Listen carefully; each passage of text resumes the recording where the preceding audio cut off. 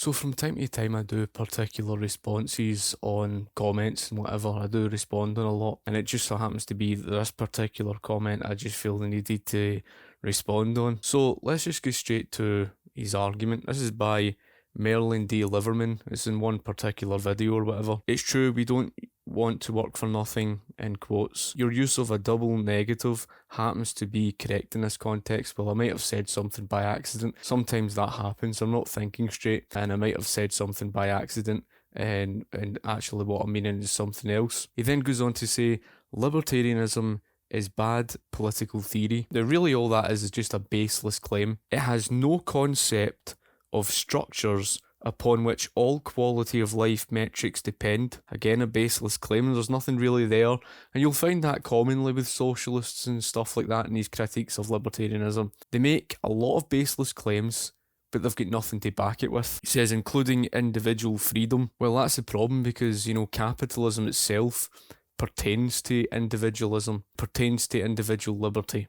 That's what capitalism's all about. It's all about the freedom to do business, the freedom to exchange, the freedom for people to make something of their own life. They're economically independent from the state, etc., etc. Because at the end of the day, he's just making a baseless assertion there, a baseless claim that somehow libertarianism doesn't pertain to individual liberty. Well, at the end of the day, if you oppose capitalism, you oppose individualism. It's as simple as that. There's no two ways about that. It's the only thing that you can have. So I don't know whether, he sways towards some strong sort of conservative position. Who knows? In terms of capitalism and the whole thing to do with libertarianism, whether you talk about the social policies or economics, it's all about live and let live, especially for those who are anarchists and support that of the non-aggression principle. If a market can be structured by a government, this is always done by a government, that is a very silly argument. And the reason why that is so silly is because, again, it's a baseless claim. How the hell can you claim that a market is structured because of government? A market economy itself is a contradiction of the entire meaning of that. What it means by a market economy is you're speaking about that of an economy that's free from government. So you can talk about things being left be to the market. You're speaking about things to do with the laws of supply and demand. So for example, the market value of interest rates would be that of what the market determines through the laws of supply and demand. Same with prices. Same with anything for that matter. It's leaving it to the market. Government's intervention is a contradiction of that. Government's intervention is the exact opposite meaning of the market. So when you're talking about government taking control, whether it's over prices or whatever the hell it is, the government's actually centrally planning something. For example, the government might centrally plan what the minimum wage would be. There is no logical sense in the argument where someone says that a market itself is structured by a government. What structures the market is like Adam Smith's invisible hand. And the funny thing is, and I've touched upon so many times before, the most successful economies the world has ever seen have all of been which those have had extremely low levels of government regulation. Did it need a government to regulate that? No, it didn't. Especially with extremely low levels of government regulation, it proves otherwise. So this idea that it needs a government to structure the market is completely false.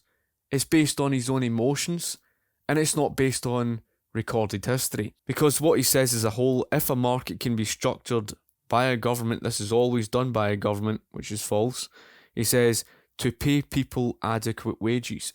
He says to pay people inadequate wages. It was not down to government legislation that resulted in the growth of wages. We saw the historical evidence of that, because long before any government intervention, long before any labour unions, you saw wages continuously grow. The real wage earning growth rate during the Industrial Revolution time period was unprecedented. That means the world had never seen anything like that before, which, would contradict the narrative, because socialists contradict themselves constantly. They say the rich grew richer, but the poor get poorer. Well, that's not the poor getting poorer, that's the poor getting richer. Not just from a perspective that their wages were growing, but you also have to take into the bigger picture. They would only stare at the real wage earning growth rate and they would say, oh, it's a slow growth rate. Yeah, you're ignoring the bigger picture. The bigger picture was that in the United States of America, between 1840 to 1900, there was a deflationary period. So the bigger picture shows that the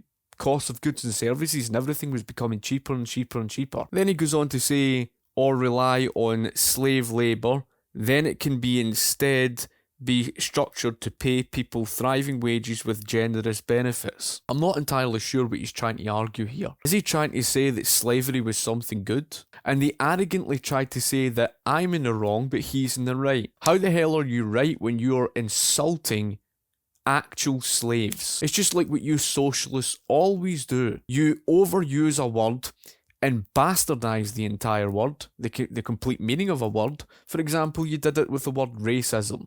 You started calling people racist for things which aren't even racist at all. You're cheapening the word. And this is what socialists always do.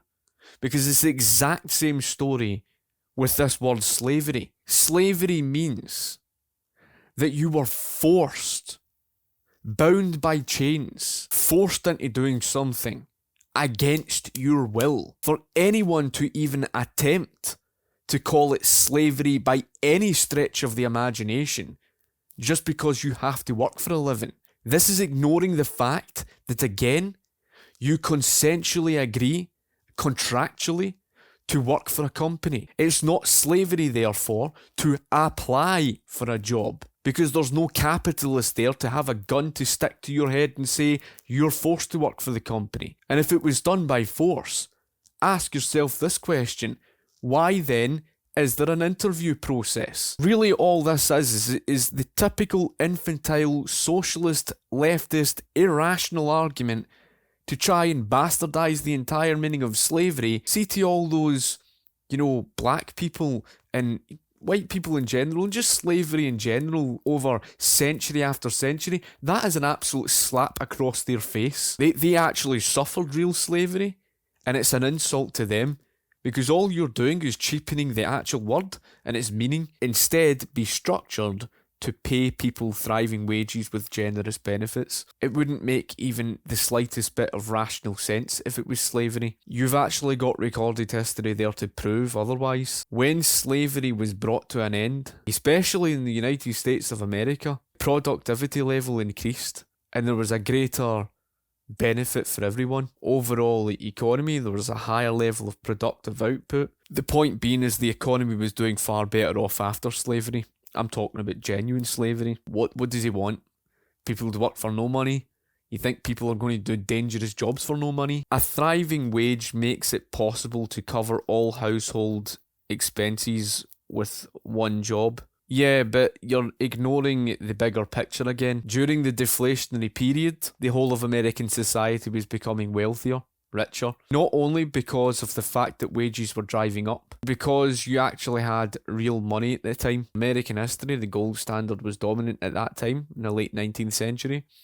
And what you saw was the purchasing power of the monetary value was driving up. So whilst the purchasing power was driving up, and the consumer price index was falling, then of course people could buy a lot more with the wages that they had. So although it was a slow real wage earning growth rate, the difference between someone living in the 1880s to that of someone who lived in the early 19th century, in other words the early 1800s, is quite big. He goes on and he says, another point you get wrong, and it's just arrogance. History doesn't say that. Economics doesn't say that. Another point you get wrong is that there is no meaningful distinction between real capitalism on one hand and crony capitalism on the other. How the hell did you draw to that logical conclusion? That is the most false claim that somebody could ever make. There is an enormous difference between the two. How the hell can you say there's no distinction?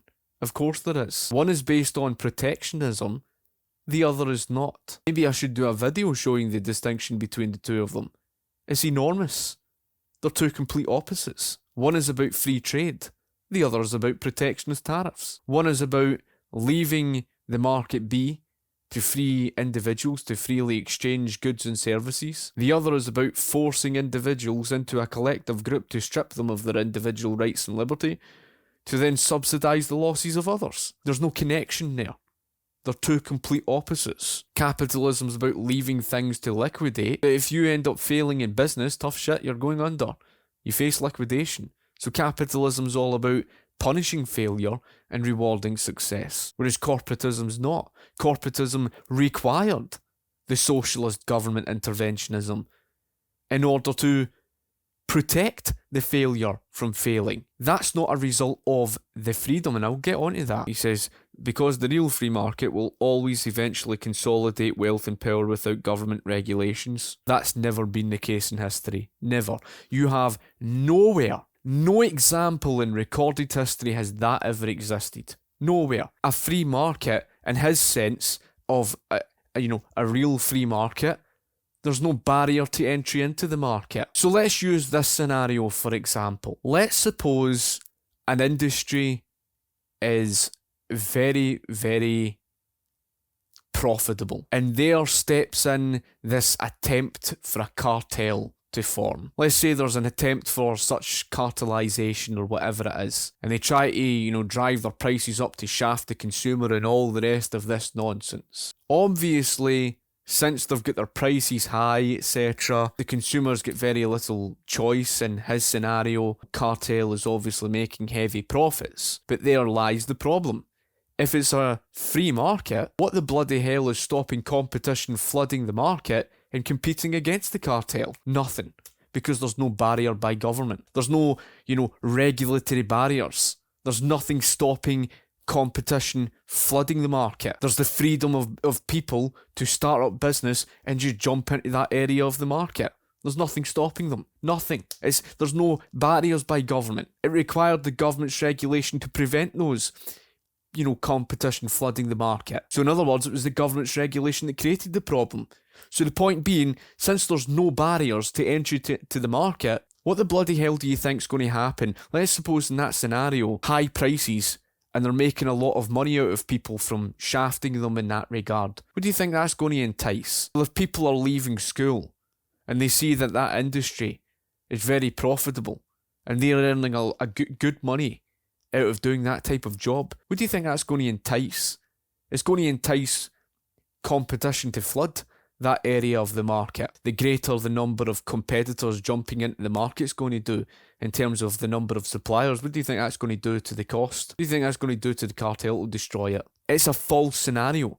Again, it's this case of just making things up as it goes along, making a baseless claim, but it has no real world examples of where a free market, where the freedom of the market resulted in the creation of a monopoly. There is no examples there. Every example of where a monopoly stemmed from was the direct consequence of government's intervention. So the popular narrative that they use to say, well, government's regulation is there to protect us and save us from the evil monopolies. Really? Was that the case when government nationalisation created a near-perfect monopoly with the De Beers Group? And this is important, because in the United States, that was the period of the myth of the robber barons. A big part of that period of history, they tried to claim that there was a dangerous concentration of wealth in the hands of the few, but evidence proved otherwise. The two economic historians pointed out that between 1840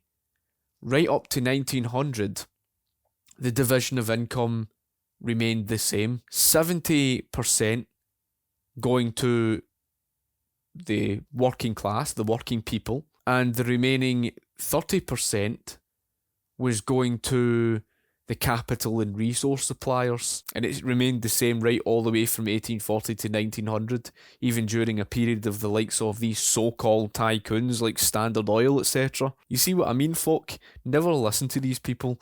They make things as they go along. Right, they make it up as they go along, and they hope that it sticks. They hope that some ill-informed person that has no knowledge of anything just, buys into it. Because the truth is, they're not looking for the truth.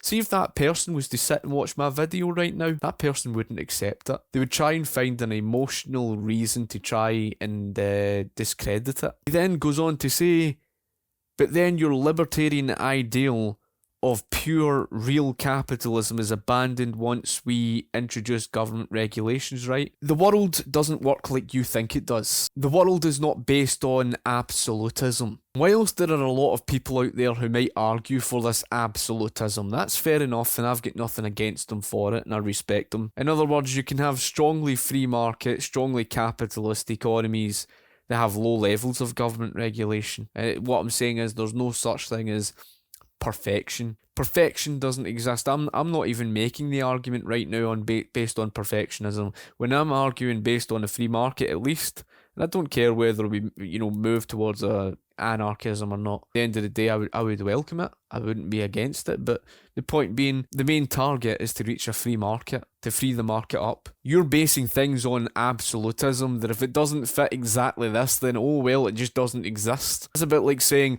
oh, because Singapore has government ownership of housing, then all of a sudden it's not a free market. They think in blocks. They can't think in more than one direction. They can't think on a question of scale. It's as if in a socialist head, scale just doesn't exist.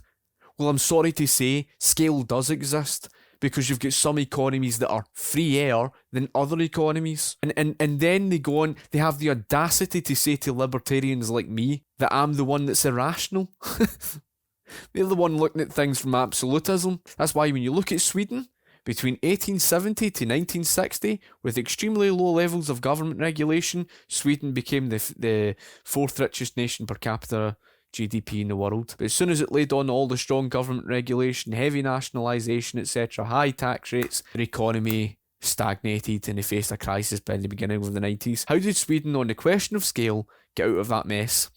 Deregulation, privatisation, end of story. That's his argument finished. He says, you have no choice about the need for a state. Well, actually we do have a choice. There is no reason why you can't have anarcho-capitalism. There isn't. Because anarcho-capitalism is not lawless. It doesn't mean you have no courts or no law, and you have private security, etc. And this, whenever you mention these things, these people come up with their own narratives in their own head, their own theoretical nonsense. It's just like how they do it with, predatory pricing, their own scenarios. For example, with predatory pricing, they said, well, what would happen? The arrogance to say what would happen is that, they would just slightly reduce their prices below their competition, wipe everybody out, and that's what would happen. The keyword would. This is what would happen. Would. Arrogance. Typical narcissism from the political far left. Narcissistic personality disorder.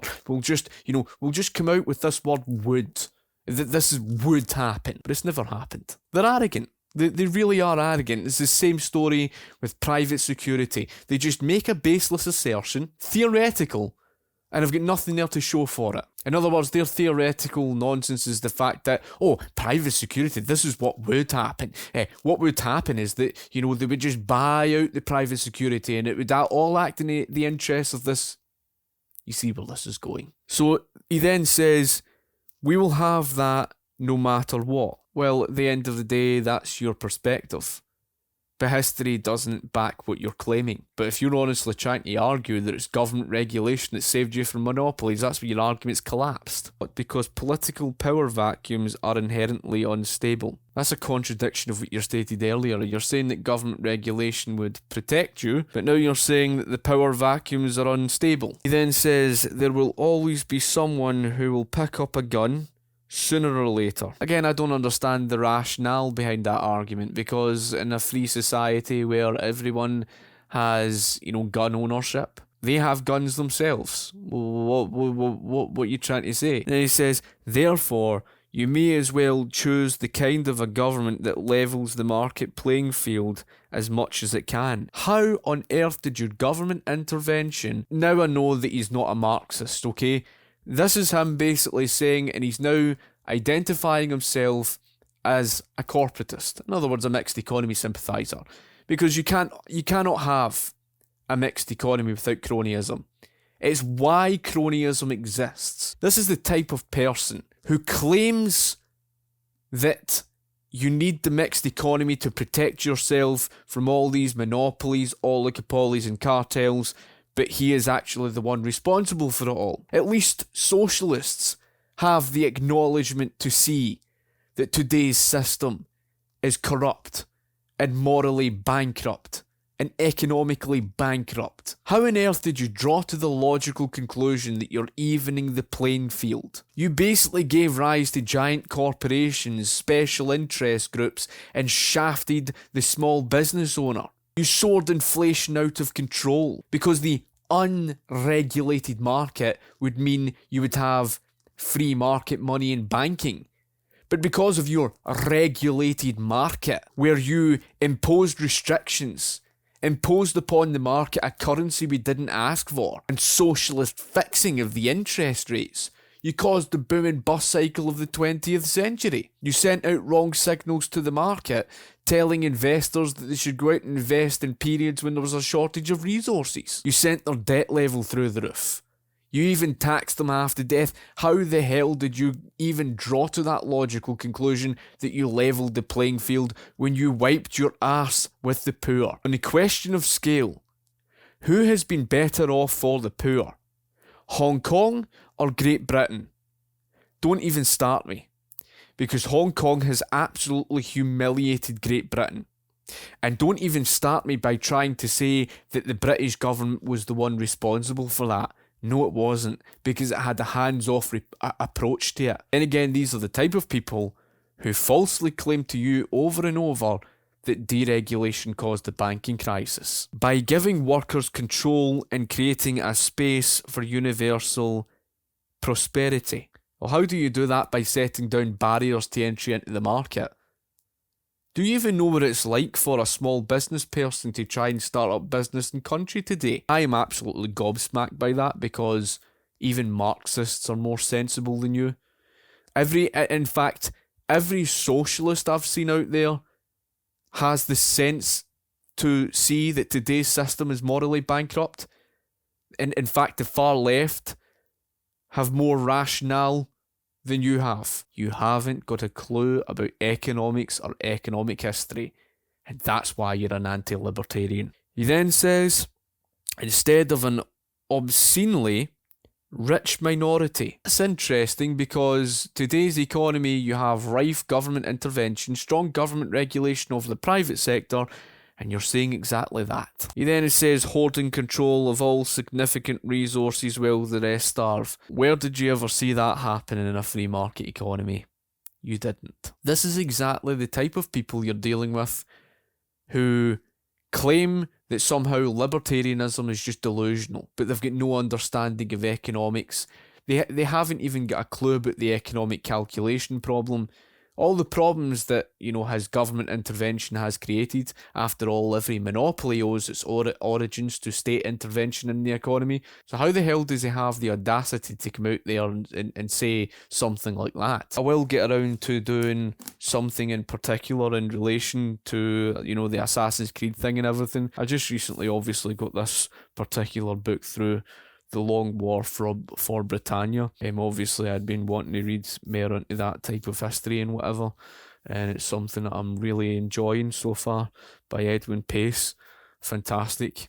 It's something that, post-war Britain. I hope you've enjoyed my argument in defence of libertarianism in this regard, and this typical, anti-libertarian, perspective from this, mixed economy sympathiser. He doesn't even realise that he is essentially a subconscious corporatist, which is basically he's not conscious of the fact that he's actually supporting essentially what gave rise to corporatism, what allowed it to thrive. I probably will get around to doing, the whole corporatism, capitalism difference, making the distinction. I mean, that argument was ridiculous. So I hope you've enjoyed the video. If you've got any questions you would like to ask, comment in the comment section below, and I'll be sure to get back to you. Be sure to like the video and share the video or whatever, and thank you for watching. Cheers.